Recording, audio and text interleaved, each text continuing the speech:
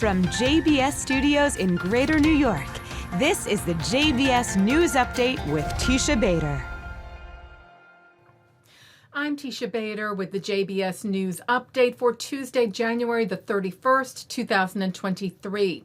U.S. Secretary of State Antony Blinken continued his slew of meetings today, the second day of his Israel visit, after sit-downs yesterday with Israeli Prime Minister Benjamin Netanyahu and Israel's President Isaac Herzog.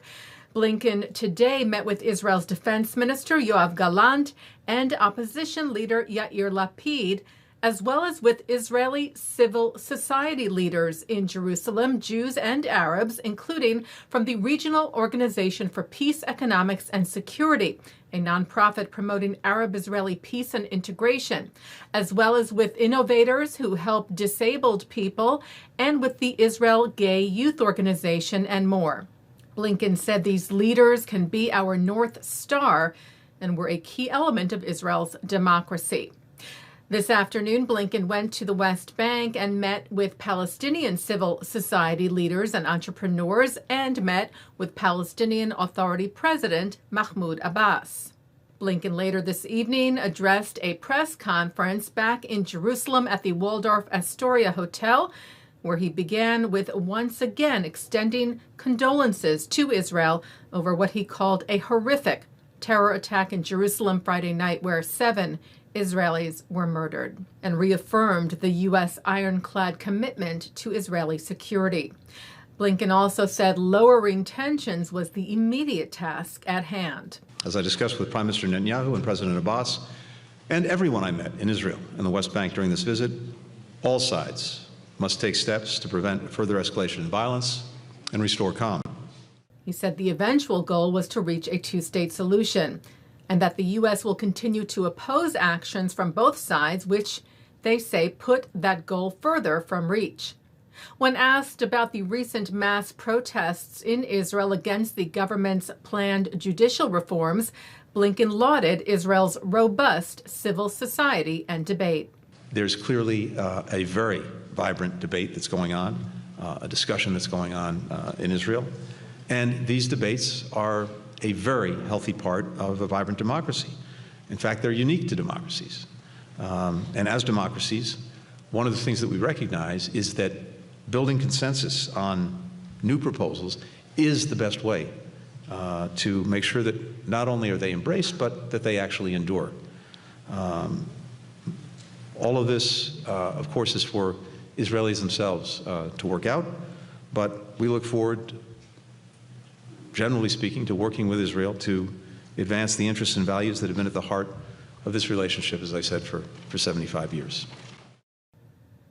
U.S. Second Gentleman Doug Emhoff is wrapping up his visit to Poland and Germany, as we reported to you, accompanied by U.S. Special Envoy to Monitor and Combat Anti-Semitism, Ambassador Deborah Lipstadt. Emhoff marked International Holocaust Remembrance Day Friday with Lipstadt on the grounds of Auschwitz, and later met with civil society leaders in Krakow on efforts to combat anti-Semitism. In Berlin, he visited the new synagogue, where he also met with Ukrainian refugees, and visited Berlin's Holocaust Memorial, as well as taking part in a roundtable event in the city with Jewish, Muslim, and Christian leaders about anti-Semitism, cited by White House Jewish liaison Shelley Greenspan, saying there is a chilling interconnection between anti-Semitism and other forms of hate. Let's be clear, a threat to any community is a threat to all communities.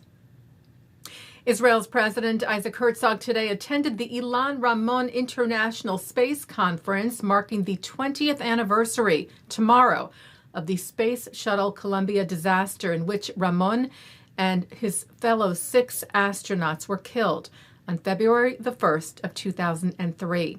Herzog said Ramon will always be remembered as a role model and as someone who made a great contribution to the state of Israel and the entire world. Also remembering his widow, educator Rona, who died of cancer in 2018, and their son, fighter pilot Asaf, killed in a training exercise in 2009. Herzog had given a glass cube to Israeli astronaut and colleague of Ilan Ramon, Eitan Stibe, to take into space on the recent AX-1 mission, with the prayer for the state of Israel in his grandfather's handwriting inside the cube.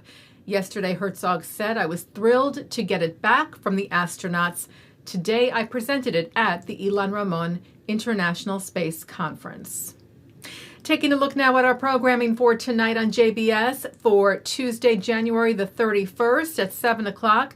Benjamin Anthony hosts MirYam Institute's Yaakov Lappin and David Hacham, former advisor to 7 Israeli ministers of defense on Arab affairs, for a situational briefing following the recent terror attacks in Israel.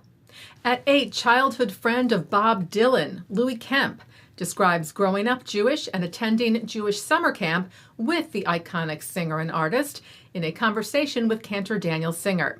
At 9, Jewish historians Deborah Moore and Jeffrey Gurock talk about the history of New York City and its Jewish community. At 10, David Kaufman talks about the impact of Jewish celebrity on Jewish identity. And coming up next, it's Good Week Israel. And that's the JBS News Update for Tuesday, January the 31st, 2023. I'm Teisha Bader. Stay healthy, stay well.